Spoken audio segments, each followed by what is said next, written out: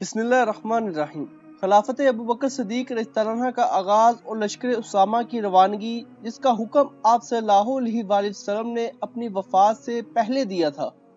अब हज़रत अबू बकर सिद्दीक के ज़माने में इसे रवानगी के वक्त किन मुश्किलात का सामना करना पड़ा, ये सब बताएंगे हम आपको आज की इस वीडियो में। मैं मोहम्मद अज़हर और आप देख रहे हैं स्टोरी लाइन इन्फो।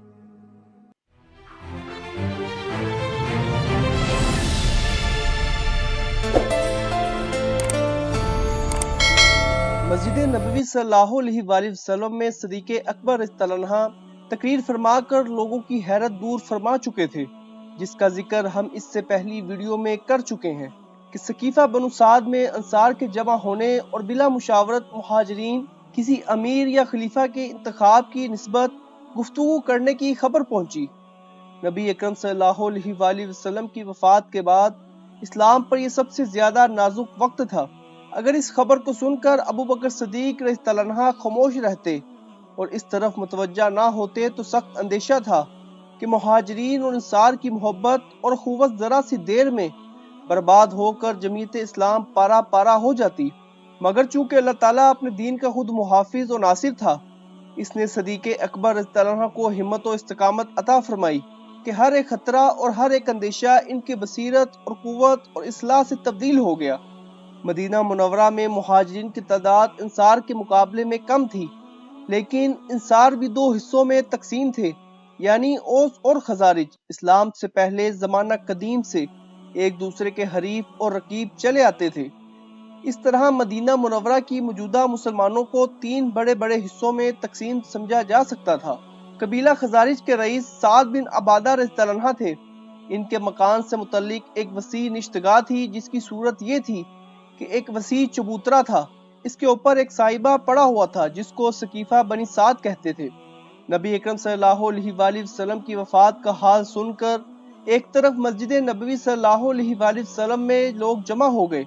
इनमें करीबन सभी मुहाजिरीन थे, क्योंकि मुहाजिरीन के मकानात इस मोहल्ले में ज्यादा थे, जबकि दूसरी तरफ सकीफा बनी साद में दीगर बहुत से मुसलमानों का इज्तिमा था।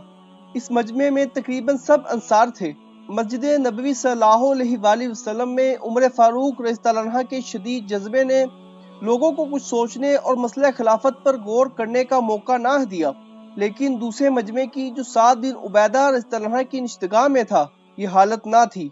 वहाँ इंतखाब खलीफा के मुतल्लिक गुफ्तगू हो रही थी, क्योंकि वो मजमा अंसार ही का था और एक सरदार कबीले की निश्तगाह में था, जो कबीला खजारिज का सरदार था। और कबीला खजारिज तादाद, नफूस और मालो दौलत में अंसार के दूसरे कबीले ओस से बरतर था। लिहाजा इस मजमे की गुफ्तगू और इजहार ख्यालात का नतीजा ये था कि साद बिन उबादा रज़ियल्लाहु अन्हु को खलीफा यानी जानशी रसूल अल्लाह सल्लल्लाहु अलैहि वसल्लम तस्लीम किया जाए। मुहाजिरीन की तादाद अगरचे मदीने में अंसार से कम थी, लेकिन इनकी अहमियत और इनकी बुजुर्गी का अंसार के कलूब पर ऐसा असर था कि जब साद रज़ियल्लाहु अन्हु ने खिलाफत को अंसार ही का हक साबित करना चाहा, तो अंसार के एक शख्स ने एतराज किया कि मुहाजिरीन अंसार की खिलाफत को कैसे तस्लीम करेंगे। इस पर एक दूसरे अंसारी ने कहा, अगर इन्होंने तस्लीम ना किया तो हम इनसे कह देंगे कि तुम अपना एक खलीफा मुहाजिरीन में से बना लो और एक खलीफा हमने अंसार में से बना लिया। साद रज़ियल्लाहु अन्हु ने कहा कि नहीं, ये कमजोरी की बात है। एक और अंसारी ने कहा कि अगर मुहाजिरीन ने हमारे खलीफा को तस्लीम ना किया तो हम इनको बजरिया शमशीर मदीने से निकाल देंगे। इस मजमे में जो चंद मुहाजिरीन थे, इन्होंने अंसार की मुखालफत में आवाज बुलंद की। इस तरह इस मजमे में बहसो तकरार शुरू हो गई। मुमकिन था कि यह नागवार सूरत तरक्की कर कर जंगो पैकार तक नौबत पहुंच जाती। ये खतरनाक रंग देखकर मुगीरा बिन शेबा रज़ियल्लाहु अन्हु वहां से चले और मस्जिद नबवी सल्लल्लाहु अलैहि वसल्लम में आकर सकीफा बनी साद की तमाम कहानी सुनाई। यहाँ मस्जिद नबवी सल्लल्लाहु अलैहि वसल्लम में अबू बकर सिद्दीक रज़ियल्लाहु अन्हु अपनी तकरीर खत्म कर कर तहजीज़ व तहफ़ीन के सामान की तैयारी में मसरूफ हो चुके थे। इस वहशत अंगेज खबर को सुनकर अबू बकर सिद्दीक रज़ियल्लाहु अन्हु ने अपने हमरा उमर फारूक रज़ियल्लाहु अन्हु और अबू उबैदा रज़ियल्लाहु अन्हु को लेकर सकीफा बनी साद की तरफ रवाना हुए और अली रज़ियल्लाहु अन्हु और दूसरे सहाबा इकराम को तहजीज़ व तकफ़ीन के काम की तकमील में मसरूफ छोड़ गए। ये तीनों बुजुर्ग इस मजमे में पहुंचे तो वहां अफरा तफरी और तू तू मैं का एक अजीब आलम बरपा था। عمر فاروق نے وہاں اس مجمع کو خطاب کر کر کچھ بولنا چاہا، لیکن ابو بکر صدیق نے روک دیا اور خود کھڑے ہو کر نہایت وقار سنجیدگی کے ساتھ تقریر فرمائی۔ انہوں نے فرمایا، اول مہاجرین امرا ہوں گے اور انصار وزراء۔ آپ کی تقریر سن کر حباب بن المنذر رضی اللہ عنہ نے فرمایا، مناسب یہ معلوم ہوتا ہے کہ ایک امیر ہم میں سے ہو اور ایک تم میں سے۔ عمر فاروق رضی اللہ عنہ نے حباب انصاری رضی اللہ عنہ کو جواب دیا کہ تم کو خوب یاد ہوگا کہ نبی اکرم صلی اللہ علیہ وآلہ وسلم نے مہاجرین کو وصیت کی ہے کہ انصار کے ساتھ نیک سلوک کرنا، انصار کو وصیت نہیں کی کہ مہاجرین کے ساتھ رعایت کا برتاؤ کرنا۔ یہ اس بات کی دلیل ہے کہ حکومت و خلافت مہاجرین میں رہے گی۔ حباب بن المنذر نے فوراً عمر فاروق رضی اللہ عنہ کے کلام کو قطع کیا اور خود کچھ فرمانے لگے۔ نتیجہ یہ ہوا کہ عمر فاروق رضی اللہ عنہ اور حباب رضی اللہ عنہ دونوں زور زور سے باتیں کرنے لگے۔ ابو عبیدہ رضی اللہ عنہ نے دونوں کو روکنے اور خاموش کرنے کی کوشش کی۔ اتنے میں بشیر بن النعمان بن کعب بن الخزارج انصاری رضی اللہ عنہ کھڑے ہوئے اور انہوں نے فرمایا کہ نبی اکرم صلی اللہ علیہ وآلہ وسلم بے شک قبیلہ قریش سے تھے، لہٰذا ان کی قوم یعنی قریش کے لوگ ہی خلافت کے زیادہ مستحق ہیں۔ ہم لوگوں نے بے شک دین اسلام کی نصرت کی اور ہم سابق بالایمان ہیں، لیکن ہمارا اسلام لانا اور رسول اللہ صلی اللہ علیہ وآلہ وسلم کی امداد کے لیے مستعد ہو جانا محض اس لیے تھا کہ اللہ تعالی ہم سے راضی ہو جائے۔ اس کا معاوضہ ہم کو دنیا میں نہیں چاہیے اور نہ ہم خلافت کے معاملے میں مہاجرین سے کوئی جھگڑا کرنا پسند کرتے ہیں۔ حباب بن المنذر رضی اللہ عنہ نے کہا کہ اے بشیر، تو نے اس وقت بڑی بزدلی کی بات کہی اور اپنے بنے بنائے کام کو بگاڑنا چاہا ہے۔ بشیر رضی اللہ عنہ نے کہا کہ میں نے بزدلی کا اظہار نہیں کیا، بلکہ میں نے اس بات کو ناپسند کیا ہے کہ ایک ایسی قوم سے خلافت کے متعلق جھگڑا کروں جو خلافت کے مستحق ہے۔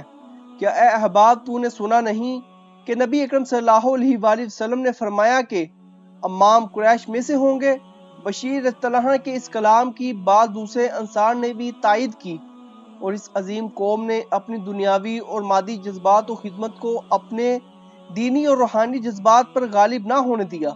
حباب بن منذر رضی اللہ عنہ بھی یہ باتیں سن کر خاموش ہو گئے اور انہوں نے فوراً اپنی رائے تبدیل کر لی۔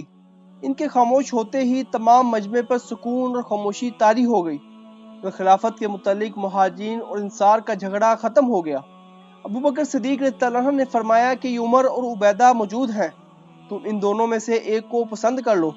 ابو عبیدہ رضی اللہ عنہ اور عمر رضی اللہ عنہ نے کہا کہ نہیں، ابو بکر صدیق مہاجرین میں سب سے افضل ہیں، یہ غار میں رسول اللہ صلی اللہ علیہ وآلہ وسلم کے رفیق تھے۔ نماز کی امامت کرانے میں رسول اللہ صلی اللہ علیہ وآلہ وسلم نے ان کو اپنا قائم مقام بنایا، حالانکہ نماز امور الدین میں سے سب سے افضل شے ہے۔ بس عمر فاروق رضی اللہ عنہ نے ابو بکر صدیق کے ہاتھ پر بیعت کی۔ ان کے بعد ابو عبیدہ اور بشیر بن سعد انصاری رضی اللہ عنہ نے بیعت کی۔ پھر تو یہ کیفیت پیدا ہو گئی کہ چاروں طرف سے لوگ بیعت کے لیے ٹوٹ پڑے۔ یہ خبر باہر پہنچی اور لوگ سنتے ہی دوڑ پڑے۔ غرض تمام مہاجرین اور انصار نے ابو بکر صدیق رضی اللہ عنہ کے ہاتھ پر بلا اختلاف متفقہ طور پر بیعت کر لی۔ انصار میں صرف سعد بن عبیدہ رضی اللہ عنہ نے اور مہاجرین میں سے ان لوگوں نے جو تہذیب و تکفین کے کام میں مصروف تھے اس وقت ثقیفہ بنی سعد میں بیعت نہیں کی۔ سعد رضی اللہ عنہ نے تھوڑی دیر بعد اسی روز ابو بکر صدیق رضی اللہ عنہ کے ہاتھ پر بیعت کر لی۔ علی رضی اللہ عنہ اور زبیر اور طلحہ رضی اللہ عنہ نے مہاجرین میں سے 40 روز تک محض اس شکایت کی بنا پر بیعت نہیں کی کہ ثقیفہ بنی سعد کی بیعت میں ہم کو کیوں شریک مشورہ نہیں کیا گیا۔ علی رضی اللہ عنہ ایک دن ابو بکر صدیق رضی اللہ عنہ کے پاس آئے اور کہا کہ میں آپ کی فضیلت اور استحقاق و خلافت کا منکر نہیں، لیکن شکایت یہ ہے کہ ہم رسول اللہ صلی اللہ علیہ وآلہ وسلم کے قریبی رشتہ دار ہیں۔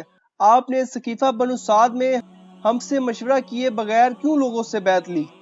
آپ اگر ہم کو بھی وہاں بلوا لیتے تو ہم بھی سب سے پہلے آپ کے ہاتھ پر بیعت کرتے۔ ابو بکر صدیق رضی اللہ عنہ نے فرمایا کہ رسول اللہ صلی اللہ علیہ وآلہ وسلم کے رشتہ داروں کے ساتھ سلوک کرنا مجھ کو اپنے رشتہ داروں کے ساتھ سلوک کرنے سے زیادہ عزیز و محبوب ہے۔ میں ثقیفہ میں بیعت لینے کے غرض سے نہیں گیا، بلکہ مہاجرین اور انصار کے درمیان صلح کرنا ضروری تھا۔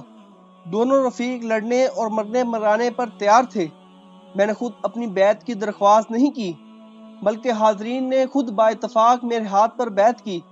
اگر اس وقت میں بیعت لینے کو ملتوی رکھتا تو اس اندیشے اور خطرے کے دوبارہ زیادہ طاقت سے نمودار ہونے کا قوی احتمال تھا۔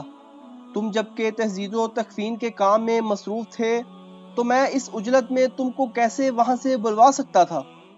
علی رضی اللہ عنہ نے یہ باتیں سن کر فوراً شکایت واپس لی اور اگلے روز مسجد نبوی صلی اللہ علیہ وآلہ وسلم میں مجمع عامہ کے روبرو ابوبکر صدیق رضی اللہ عنہ کے ہاتھ پر بیعت کی۔ بیعت ثقیفہ سے واپس آ کر اگلے روز تجہیز و تکفین نبی اکرم صلی اللہ علیہ وآلہ وسلم سے فارغ ہو کر مسجد نبوی صلی اللہ علیہ وآلہ وسلم میں ابوبکر صدیق نے منبر پر بیٹھ کر بیعت عامہ لی۔ بعد ازاں کھڑے ہو کر خطبہ ارشاد فرمایا۔ حمد و نعت کے بعد لوگوں سے مخاطب ہو کر کہا، میں تمہارا سردار بنایا گیا ہوں، حالانکہ میں تم سے بہتر نہیں ہوں، بس اگر میں نیک کام کروں تو تمہارا فرض ہے کہ میری مدد کرو، اور اگر میں غلط راہ اختیار کروں تو فرض ہے کہ تم مجھ کو سیدھے راستے پر قائم کرو۔ تم میں جو ضعیف ہے وہ میرے نزدیک قوی ہے جب تک کہ میں اس کا حق نہ دلوا دوں، اور تم میں جو قوی ہے وہ میرے نزدیک ضعیف ہے جب تک کہ میں اس سے حق نہ لے لوں۔ تم لوگ جہاد کو ترک نہ کرنا، جب کوئی قوم جہاد ترک کر دیتی ہے تو وہ ذلیل ہو جاتی ہے۔ جب تک کہ میں اللہ اور رسول اللہ صلی اللہ علیہ وآلہ وسلم کی اطاعت کروں تو تم میری اطاعت کرو، جب میں اللہ اور اس کے رسول صلی اللہ علیہ وآلہ وسلم کی نافرمانی کروں تو تم میرا ساتھ چھوڑ دو، کیونکہ پھر تم پر میری اطاعت فرض نہیں۔ اس روز 33,000 صحابہ اکرام نے ابوبکر صدیق رضی اللہ عنہ کے ہاتھ پر بیعت کی۔ بیعت ثقیفہ کے بعد مدینہ منورہ اور مہاجرین اور انصار میں اس اختلاف کا نام و نشان بھی کہیں باقی نہ رہا جو بیعت سے چند منٹ بیشتر مہاجرین اور انصار میں موجود تھا۔ سب کے سب اسی طرح ایک دوسرے کے بھائی بھائی تھے۔ جب اس بات پر غور کیا جاتا ہے کہ صحابہ اکرام رضی اللہ عنہم میں سے 33,000 صحابہ نے ایک دن میں ابوبکر صدیق رضی اللہ عنہ کے ہاتھ پر بیعت کی، اور پھر تمام ملک عرب اور سارے مسلمانوں نے آپ کو خلیفہ رسول صلی اللہ علیہ وآلہ وسلم تسلیم کیا، تو خلافت صدیقی رضی اللہ عنہ سے بڑھ کر اور کوئی اجماع امت میں نظر نہیں آتا۔ نبی اکرم صلی اللہ علیہ وآلہ وسلم کی وفات سے چند ماہ بیشتر یمن اور نجد کے علاقے میں اسود و مسیلمہ کے فتنے نمودار ہو چکے تھے۔ ان ملکوں سے واقف بھی نہ ہونے پائے تھے کہ چھوٹے چھوٹے مدیان نبوت کے شیطانی فتنے نمودار ہوئے اور بہت سے نو مسلم لوگ ان کے فریب میں آ گئے۔ نجد کی طرف تو وہی کیفیت برپا تھی، لیکن وفات نبوی صلی اللہ علیہ وآلہ وسلم سے بیشتر اسود اسنی کا کام تمام ہو چکا تھا، مگر یمن کی طرف ابھی زہریلے اثر اور سامان فتن کا بکلی استحصال نہیں ہوا تھا۔ وفات نبی صلی اللہ علیہ وآلہ وسلم کی خبر تمام بر اعظم میں نہایت سرد اور برق رفتاری کے ساتھ پھیل گئی۔ سوائے مدینے، مکے اور طائف، 3 مقاموں کے باقی تمام بر اعظم عرب میں فتنہ ارتداد کے شعلے پوری قوت اور اشتداد کے ساتھ بھڑک اٹھے۔ ساتھ ہی یہ خبریں بھی پہنچی کہ مدینہ منورہ پر ہر طرف سے حملوں کی تیاریاں ہو رہی ہیں۔ نبی اکرم صلی اللہ علیہ وآلہ وسلم نے اسامہ بن زید رضی اللہ عنہ کو اپنے مرض الموت میں شام کی جانب رومیوں کے مقابلے کو لشکر اسلام کے ساتھ روانہ فرمایا تھا، اور نبی اکرم صلی اللہ علیہ وآلہ وسلم کی علالت میں ترقی ہونے کے سبب سے یہ لشکر رکا رہا۔ اب بعد وفات نبی اکرم صلی اللہ علیہ وآلہ وسلم ابوبکر صدیق رضی اللہ عنہ نے اس لشکر کو روانہ کرنا چاہا تو صحابہ اکرام رضی اللہ عنہم نے ابوبکر صدیق رضی اللہ عنہ سے عرض کیا کہ ایسی حالت میں جب کہ ہر طرف سے ارتداد کی خبریں آ رہی ہیں اور مدینے پر حملہ ہونے والا ہے، اس لشکر کی روانگی کو ملتوی کر دیا جائے۔ صدیق اکبر رضی اللہ عنہ کی قوت ایمان کا اندازہ کرو کہ انہوں نے سب کو جواب دیا کہ اگر مجھ کو اس بات کا بھی یقین دلا دیا جائے کہ اس لشکر کے روانہ کرنے کے بعد مجھ کو مدینے میں کوئی درندہ تنہا پا کر پھاڑ ڈالے گا، تب بھی میں اس لشکر کی روانگی کو ہرگز ملتوی نہ کروں گا جس کو نبی اکرم صلی اللہ علیہ وآلہ وسلم نے روانہ فرمایا تھا۔ چنانچہ آپ نے حکم دیا کہ تمام وہ لوگ جو لشکر اسامہ میں شامل تھے روانگی کی تیاریاں کریں اور مدینے کے باہر لشکرگاہ میں جلد فراہم ہو جائیں۔ اس حکم کی تعمیل میں صحابہ اکرام رضی اللہ عنہ اسامہ رضی اللہ عنہ کے جھنڈے کے نیچے جمع ہو گئے۔ اسامہ کے باپ زید بن حارث رضی اللہ عنہ چونکہ نبی اکرم صلی اللہ علیہ وآلہ وسلم کے غلام تھے، اس لیے بعض لوگوں کو ان کی سرداری سے اعتراض تھا۔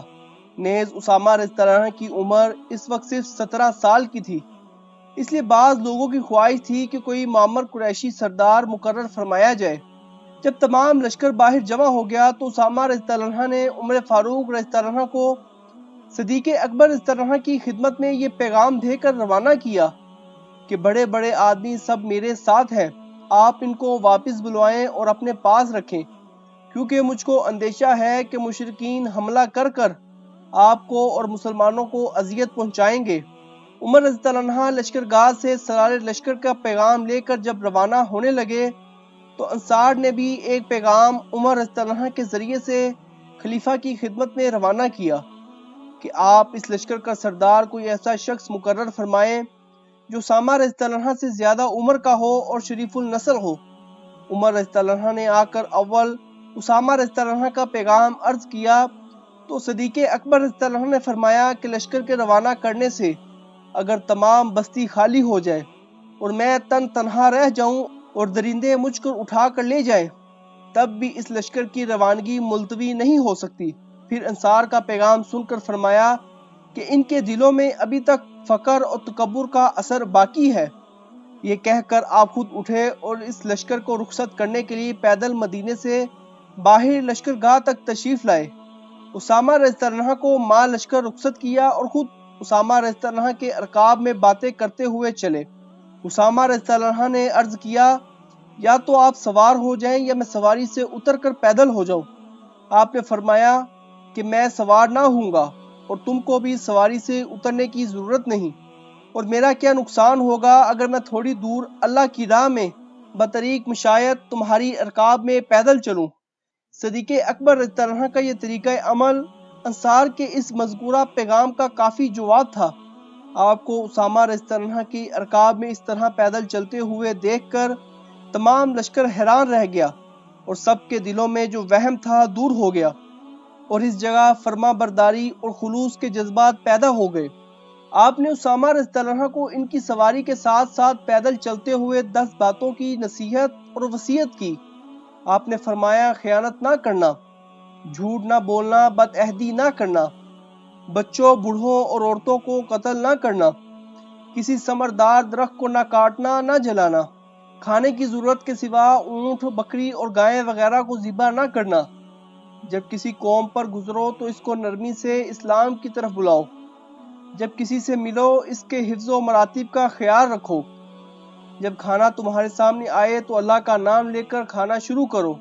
یہودیوں اور عیسائیوں کے ان لوگوں سے جنہوں نے دنیاوی تعلقات سے الگ ہو کر اپنی عبادت خانوں میں رہنا اختیار کر رکھا ہے، کوئی اعتراض نہ کرو۔ ان تمام کاموں میں جن کے کرنے کا حکم نبی اکرم صلی اللہ علیہ وآلہ وسلم نے تم کو دیا، نہ کمی کرنا نہ زیادتی۔ اللہ کے نام پر اللہ کی راہ میں کفار سے لڑو۔ صدیق اکبر رضی اللہ عنہ اسامہ رضی اللہ عنہ کو یہ نصیحتیں کر کر مقام جرف سے واپس ہوئے۔ واپس ہوتے وقت آپ نے اسامہ رضی اللہ عنہ سے کہا کہ اگر تم اجازت دو تو عمر میری مدد اور مشاورے کے لیے میرے پاس رہ جائے۔ اسامہ رضی اللہ عنہ نے فوراً عمر فاروق رضی اللہ عنہ کو مدینے میں رہنے کی اجازت دے دی اور وہ اس لشکر سے جدا ہو کر ابو بکر صدیق رضی اللہ عنہ کے ساتھ مدینے میں تشریف لے آئے۔ اس جگہ غور کرنے کے قابل بات یہ ہے کہ خلیفہ وقت اپنے حکم سے عمر رضی اللہ عنہ کو روک سکتے تھے، مگر انہوں نے اسامہ رضی اللہ عنہ سے باقاعدہ اجازت حاصل کرنی ضروری سمجھی۔ یہ بھی اس لشکر کے لیے ایک نہایت ضروری اور اہم نصیحت تھی جو خلیفہ وقت نے اپنے نمونے کے ذریعے سے کی۔ لشکر اسامہ رضی اللہ عنہ کی کامیاب واپسی اور زکوٰۃ کے منکروں کے خلاف صدیق اکبر رضی اللہ عنہ نے جنگ کا آغاز کیسے کیا، یہ سب بتائیں گے ہم آپ کو اس سے اگلی ویڈیو میں۔ اگر ویڈیو پسند آئے تو چینل کو سبسکرائب اور لائک ضرور کریں۔ اپنا اور اپنے گھر والوں کا خیال رکھیں۔ اللہ آپ کا حامی و ناصر۔